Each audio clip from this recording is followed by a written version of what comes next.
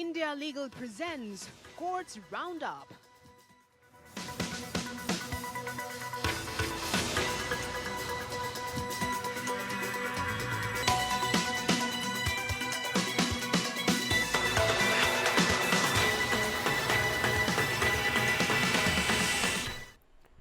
नमस्कार, courts roundup में आपका बहुत स्वागत है। मैं हूं आपके साथ नेहा दुबे। इस बुलेटिन में अगले आधे घंटे हम आपको कोर्ट से जुड़ी तमाम छोटी बड़ी खबरों से करवाएंगे रूबरू। कोर्ट की कार्रवाई और सुप्रीम कोर्ट से लेकर हाई कोर्ट्स और लो कोर्ट्स तक के फैसलों को रखेंगे आपके सामने। तो आइए शुरू करते हैं कोर्ट्स राउंडअप।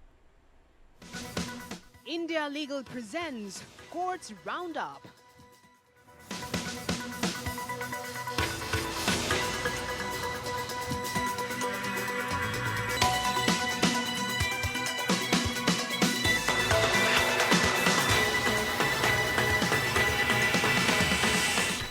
और बुलेटिन की शुरुआत करते हैं और सबसे पहले बात करते हैं चुनाव आयुक्त की नियुक्ति के मसले पर। दरअसल चुनाव आयुक्त की नियुक्ति के मसले पर सीजीआई की भूमिका खत्म करने के केंद्र सरकार के द्वारा बनाए गए कानून के खिलाफ दाखिल याचिकाओं पर सुप्रीम कोर्ट 16 अप्रैल को सुनवाई के लिए सूचीबद्ध कर दिया गया है। जस्टिस सूर्यकांत की अध्यक्षता वाली बेंच ने इस मामले को वकील प्रशांत भूषण ने उठाते हुए कहा है कि मामला सुनवाई के लिए सूचीबद्ध है, लेकिन संभवतः सुनवाई के लिए बोर्ड पर न आ सके। उन्होंने कहा कि ये मामला बहुत ही महत्वपूर्ण है, इसलिए इस मामले की सुनवाई की तारीख तय कर दी गई है और उस दिन सबसे पहले केस पर सुनवाई की जाए। हालांकि कोर्ट तारीख तो तय कर चुका है और ऐसे में उस दिन सबसे पहले मामले की सुनवाई पर कुछ नहीं कहा है। कानून के अनुसार ईसी का चयन प्रधानमंत्री, एक कैबिनेट मंत्री और विपक्ष के नेता वाले पैनल द्वारा किया जाना है। एसोसिएशन फॉर डेमोक्रेटिक रिफॉर्म्स की ओर से पेश हुए एडवोकेट प्रशांत भूषण ने मामले का उल्लेख किया और अनुरोध किया कि इसे किसी अन्य दिन प्राथमिकता सूची में रखा जाए, क्योंकि मामला जिसे आइटम 38 के रूप में सूचीबद्ध किया गया है, अदालत के व्यस्त कार्यक्रम के कारण उठाए जाने की संभावना नहीं है। इस मुद्दे के महत्व पर जोर देते हुए भूषण ने कहा कि ये मामला हमारे लोकतंत्र की जड़ तक जाता है। हो सकता है कि माननीय न्यायाधीश आज इस पर विचार न कर पाए, लेकिन इसे बोर्ड में सबसे ऊपर सूचीबद्ध किया जा सकता है। हालांकि जस्टिस सूर्यकांत ने बार बार समायोजन के खिलाफ चेतावनी दी। भूषण ने अदालत को आश्वासन दिया कि सुनवाई में ज्यादा समय नहीं लगेगा। उन्होंने 2 से 3 घंटे का समय मांगा।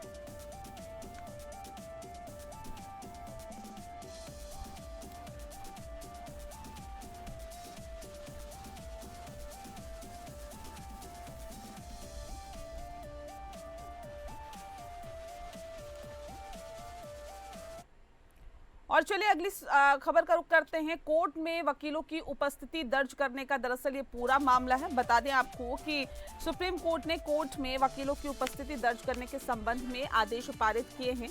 न्यायालय ने कहा है कि केवल सीनियर एडवोकेट या एडवोकेट ऑन रिकॉर्ड या एडवोकेट जो मामले की सुनवाई के समय न्यायालय में शारीरिक रूप से उपस्थित हो और बहस कर रहे हो, ऐसे वकील की सहायता के लिए न्यायालय में एक वकील, advocate on record, senior advocate, advocate of record या एडवोकेट जैसा भी हो मामला जो भी हो की उपस्थिति कार्रवाई के रिकॉर्ड में दर्ज की जाएगी।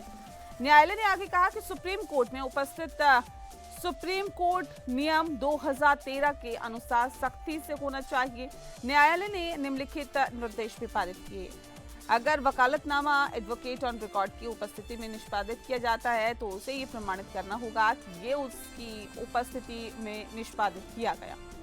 एओआर सुप्रीम कोर्ट द्वारा जारी 30 दिसंबर 2022 के नोटिस में उल्लेखित वेबसाइट पर दिए गए लिंक के माध्यम से फॉर्म 30 में निर्धारित उपस्थिति पर्ची में आवश्यक विवरण प्रस्तुत करेगा।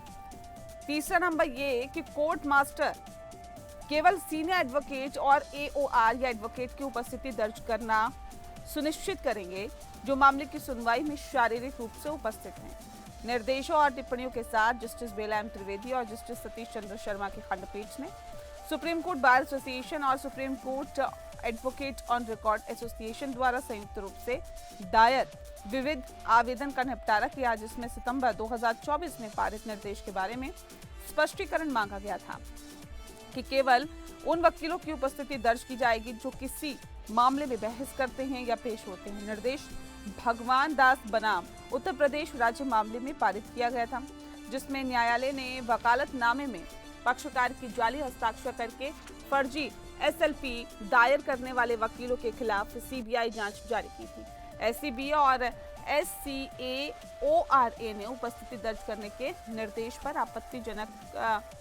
आपत्ति जताते हुए कहा है कि इससे उन वकीलों के साथ अन्याय होगा जिन्होंने याचिका के प्रारूपण और शोध कार्य में सहायता की थी।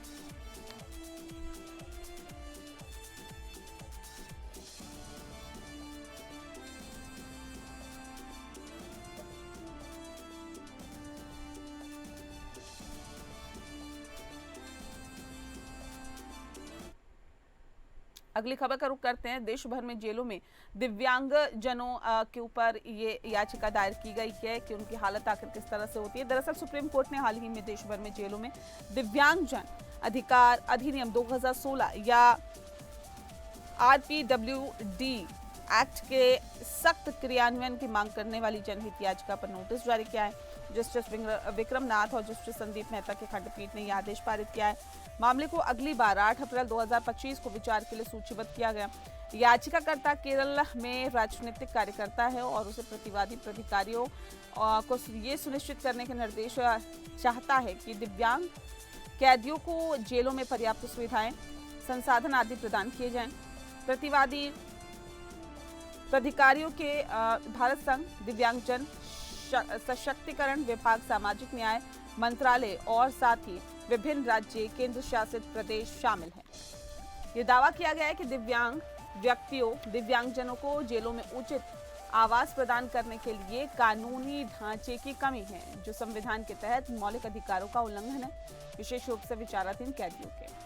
याचिकाकर्ता ने आग्रह किया है कि दिव्यांग कैदी अक्सर दैनिक कार्यों में सहायता के लिए दूसरों पर निर्भर रहते हैं। जेलों में पर्याप्त सुविधाओं की कमी उन्हें गैर दिव्यांग कैदियों की तुलना में काफी नुकसान डालती है।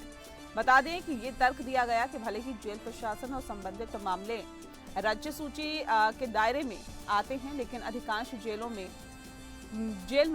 अधिकांश राज्यों के जेल मैनुअलों में जेलों में रैंप और अन्य सुलभता उपायों के लिए अनिवार्य प्रावधानों का अभाव है। दिल्ली, गोवा और हरियाणा जैसे राज्यों, केंद्र शासित प्रदेशों के जेल मैनुअल और नियमों में दिव्यांग कैदियों की विशिष्ट आवश्यकताओं को संबोधित करने के लिए कुछ प्रावधान है, हालांकि वे अपर्याप्त है। अपने तर्कों के समर्थन में याचिकाकर्ता ने दिल्ली यूनिवर्सिटी के प्रोफेसर जी.एन. साई बाबा और स्टेन स्वामी के मामलों का हवाला देते हुए दावा किया है कि जबकि प्रोफेसर साई बाबा की मृत्यु सीधे तौर पर उनके बिगड़ते स्वास्थ्य के कारण हुई, जो लंबे समय तक कारावास और हिरासत की अमानवीय स्थितियों के कारण और भी बदतर हो गई।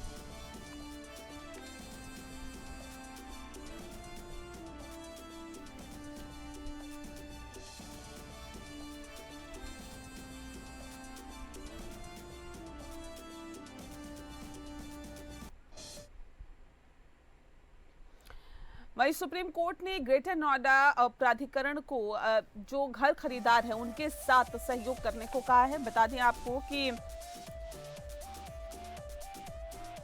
सुप्रीम कोर्ट ने ग्रेटर नोएडा औद्योगिक विकास प्राधिकरण को निर्देश दिया है कि वह बिल्डर द्वारा छोड़े गए आवासीय परियोजना को पुनर्जीवित करने में घर खरीदारों का सहयोग करें।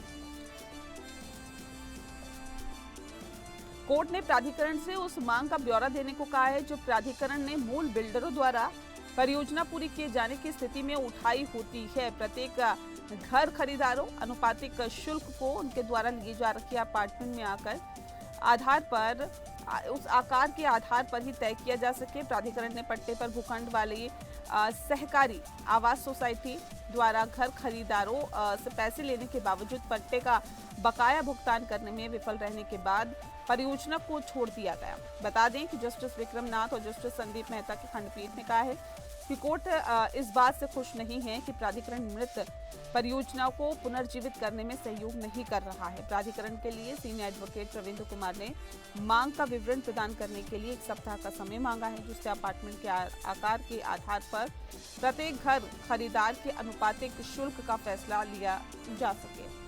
इलाहाबाद उच्च न्यायालय ने 17 मई 2016 को आदेश के माध्यम से हाउसिंग सोसाइटी द्वारा लीज किराया और अन्य बकाया राशि जमा नहीं किए जाने के आधार पर लीज रद्द करने के प्राधिकरण के आदेश में हस्तक्षेप करने से इनकार कर दिया। इसके खिलाफ घर खरीदारों ने सर्वोच्च न्यायालय का दरवाजा खटखटाया। मामले की अगली सुनवाई 25 मार्च को होगी।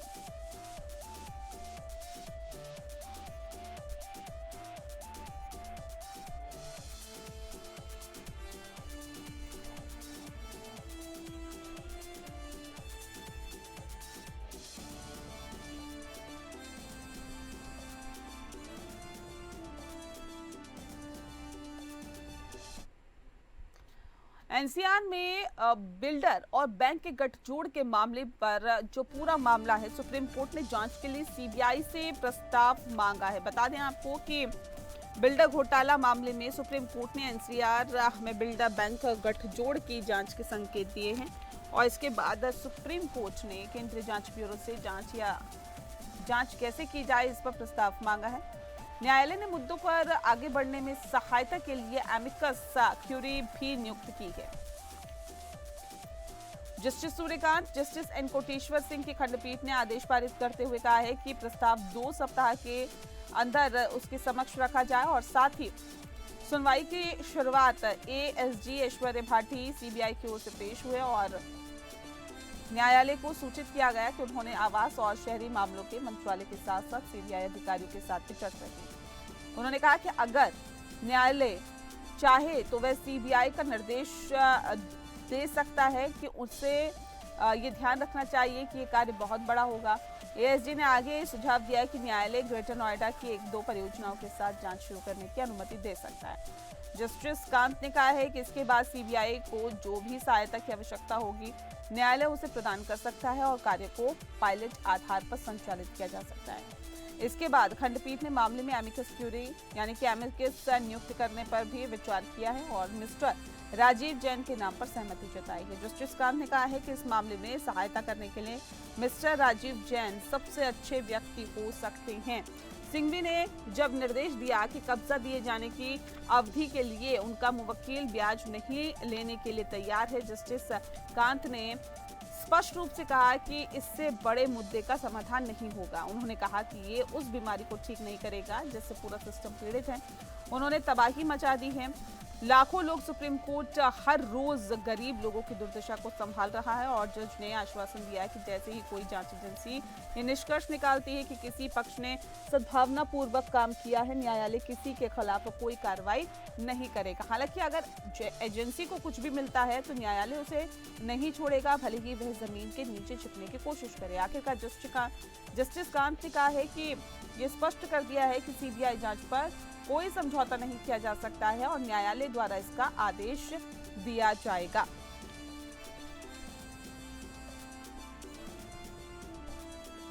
सुप्रीम कोर्ट ने बीपीएल मानदंड पर सवाल उठाया है। बता दें आपको कि बताया जा रहा है कि सुप्रीम कोर्ट ने मौखिक रूप से टिप्पणी की है कि कुछ राज्य जो उच्च प्रति व्यक्ति आय होने का दावा करते हैं वे ये भी कहते हैं कि उनकी अधिकांश आबादी गरीब है और इस आधार पर गरीबी रेखा से नीचे वर्ग के लिए निर्धारित लाभ प्राप्त करते हैं।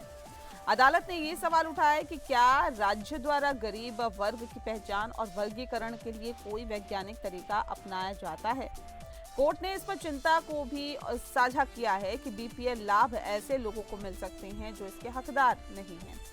अदालत प्रवासी मजदूरों और अकुशल श्रमिकों को ई श्रम पोर्टल के तहत फ्री राशन कार्ड देने से जुड़े हुए मामले की सुनवाई कर रही थी। ये मामला जस्टिस सूर्यकांत और जस्टिस एन के सिंह की खंडपीठ के समक्ष था। सुप्रीम कोर्ट ने कोविड महामारी के दौरान प्रवासी मजदूरों और अकुशल श्रमिकों की समस्याओं को ध्यान में रखते हुए इस मामले को सतत संज्ञान में लिया है। बता दें आपको कि वर्तमान में अदालत के समक्ष ये मुद्दा है कि राष्ट्रीय खाद्य सुरक्षा अधिनियम 2013 के तहत निर्धारित 50% शहरी और 75% ग्रामीण आबादी की ऊपरी सीमा को जनसंख्या के अनुमान के आधार पर बढ़ाया जा सकता है या नहीं। एडवोकेट प्रशांत भूषण ने दलील दी कि 2021 की जनगणना नहीं होने के कारण लगभग 10 करोड़ लोग राशन कार्ड के पात्र हैं और उन्हें खाद्य कोटा की सीमा के बावजूद निःशुल्क और सब्सिडी वाला राशन दिया जाना चाहिए। पिछले साल 4 अक्टूबर को जस्टिस सुधांशु धुलिया और जस्टिस अमानुल्लाह की खंडपीठ ने आदेश दिया था कि सभी पात्र व्यक्तियों जिन्हें NFSA के तहत राज्यों केंद्र शासित प्रदेशों द्वारा चिन्हित किया गया है उन्हें 19 नवंबर 2024 से पहले राशन कार्ड जारी किए जाएं। इसके बाद भारत सरकार ने खाद्य एवं सार्वजनिक वितरण विभाग के एक अर्जी दायर की जिसमें अनुरोध किया गया कि उन्हें NFSA द्वारा निर्धारित सीमा के अनुसार ही निर्देशों का पालन करने की अनुमति दी जाए। वकील प्रशांत भूषण ने कहा कि अदालत को इस मुद्दे पर ज्यादा जोर नहीं देना चाहिए क्योंकि भारत में लगभग 80% लोग गरीब हैं और यदि कुछ अपात्र लोगों को भी लाभ मिल रहा है तो ये करोड़ों पात्र लोगों को निःशुल्क राशन से वंचित करने का कारण नहीं बन सकता। उन्होंने आगे कहा कि जिस स्थिति को लेकर अदालत चिंतित है वह शायद दुर्लभ है क्योंकि ई-श्रम पोर्टल में लोगों को अपनी आय और अन्य मानदंड दर्ज करने होते हैं तभी वे निःशुल्क राशन के पात्र बनते हैं। हम केवल 2 बिंदुओं पर लोगों से सहयोग चाहते हैं। पहला ये कि राशन कार्ड जारी करने की प्रक्रिया में कोई राजनीतिक हस्तक्षेप तो नहीं है और दूसरा ये कि राज्यवार कोई वैज्ञानिक डेटा उपलब्ध है या नहीं जिसके आधार पर वे ये तय कर रहे हैं कि कौन गरीब है और कौन गरीबी से ऊपर है। अदालत इस मामले की अगली सुनवाई अगले सप्ताह करेगी।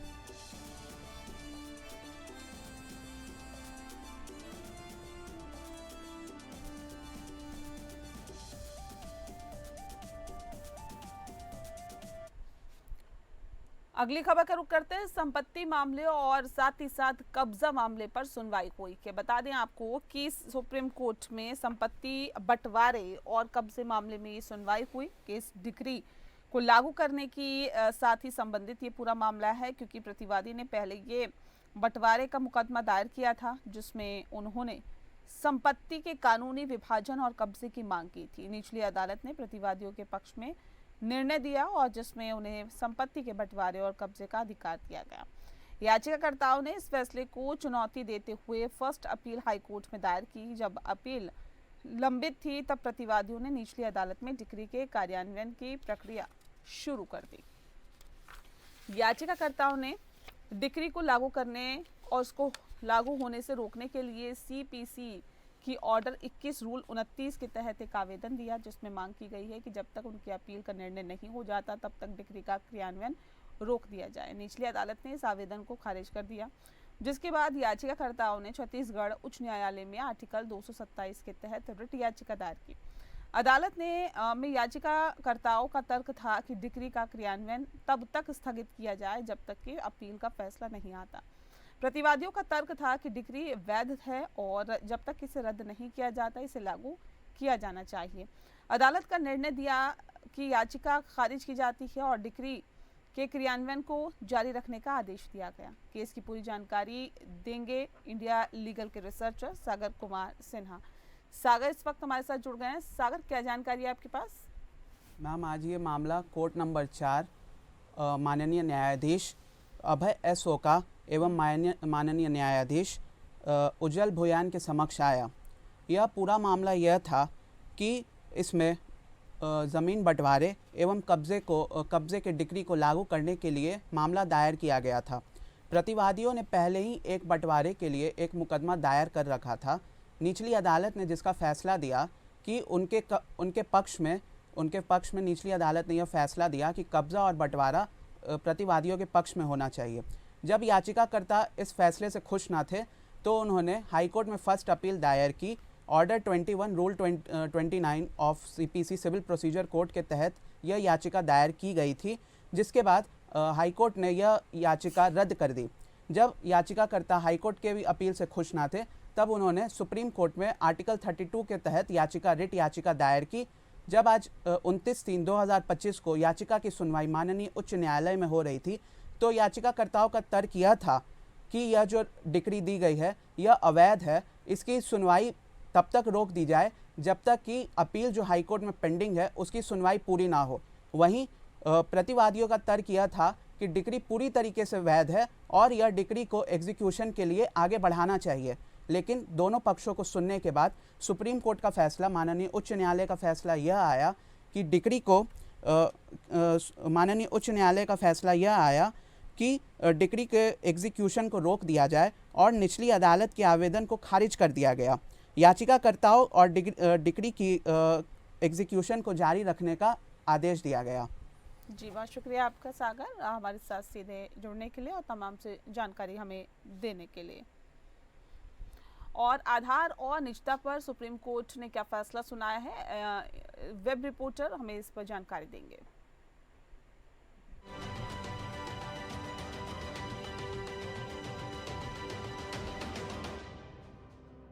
आधार और प्राइवेसी एक ही सिक्के के दो पहलू माने जाते हैं, लेकिन इस पर हमारे सुप्रीम कोर्ट का क्या कहना है। हाल ही में इलेक्शन कमीशन ऑफ इंडिया का वोटर आईडी और आधार आईडी को जोड़कर एक वोटर डेटाबेस बनाने का फैसला आवाज पकड़ रहा है। वहीं कानून मंत्रालय फॉर्म 6B में अमेंडमेंट्स ला रहा है ताकि यह स्पष्ट किया जा सके कि आधार का खुलासा पूरी तरीके से वॉलंटरी हो। ऐसा कहा जा रहा है कि ये बदलाव रिप्रेजेंटेशन ऑफ पीपल एक्ट 1950 के अनुसार होंगे।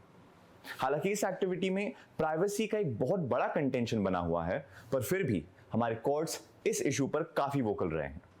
जी Niranjan versus Election Commission of India 2023 में सुप्रीम कोर्ट ने साफ कर दिया है कि appropriate changes need to take place so that the voters know that the exercise is completely voluntary in nature. इतना ही नहीं, KS Puttaswamy versus Union of India 2017 में माननीय सर्वोच्च न्यायालय ने भारतीय संविधान के अनुच्छेद 21 के तहत राइट टू प्राइवेसी को एक मौलिक अधिकार यानी एक फंडामेंटल राइट की मान्यता भी दी है। For more such legal updates follow India legal. और इसी के साथ कोर्ट्स राउंड अप में फिलहाल के लिए इतना ही। नमस्कार। India Legal presents Courts Roundup.